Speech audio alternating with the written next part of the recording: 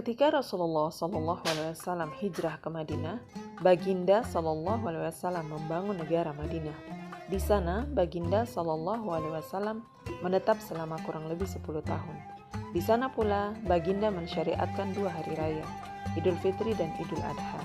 Di zaman Baginda, perayaan Idul Fitri maupun Idul Adha sudah dilakukan meski dengan terbatas, dengan cara menampakkan kesenangan, kebahagiaan, dan kemeriahan, karena ini merupakan hari raya umat, bukan individu. Seiring dengan perkembangan zaman, perayaan hari raya tersebut tetap dirayakan untuk menggambarkan kesenangan, kebahagiaan, dan kemeriahan yang sedang dirasakan umat Islam, meski dengan cara dan media yang berbeda. Masing-masing khalifah juga mempunyai cara dan kebijakan yang berbeda.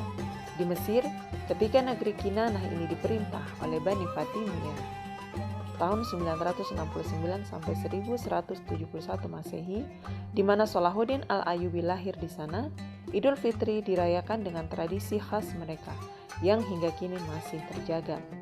Perayaan seperti ini tidak hanya dilakukan di Mesir, tetapi juga di wilayah-wilayah negeri kaum muslim yang lain. Ciri yang paling menonjol dan hingga sekarang masih ada adalah dibuat dan dihidangkannya kue yang keluar dari tempat-tempat di sekitar Masjid Sayyidina Al-Husain. Para penguasa Bani Fatimiyah ketika itu membagikan kue-kue tersebut kepada masyarakat. Setelah itu, masyarakat pun mengikuti kebiasaan mereka dengan membuat kue-kue tersebut. Di malam Idul Fitri, digelar alas besar di aula yang besar menghadap ke majelis khalifah. Di atas alas besar tersebut ada berbagai hidangan sarapan, kue, dan teh. Setelah khalifah keluar dari Masjid Jami Al-Azhar dari menunaikan sholat subuh, khalifah pun memanggil masyarakat dari berbagai lapisan untuk sarapan bersama khalifah, para pembantu khalifah, termasuk pejabat negara yang lain. Ketika matahari sudah mereka, khalifah keluar untuk melakukan proses agung di Masjid Jami Al-Azhar dengan diiringi oleh para pejabat, fuqaha, dan panglima tentara. Khalifah pun menunaikan sholat Idul Fitri lalu kembali ke istananya. Di sana telah digelar hidangan besar yang berisi berbagai macam menu makanan.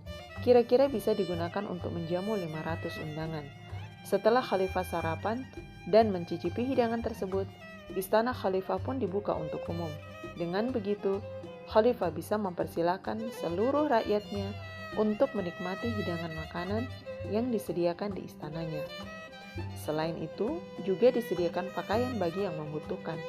Pakaian tersebut dibagikan gratis. Tindakan ini kemudian diikuti oleh orang-orang kaya. Mereka juga menyediakan dan membagikan pakaian baru kepada masyarakat yang membutuhkan. Karena itu, Hari Raya Idul Fitri ini juga disebut Idul Halal. Selain itu, hari raya ini juga digunakan untuk menghibur anak-anak dengan berbagai permainan. Kegembiraan pun terpancar pada wajah mereka.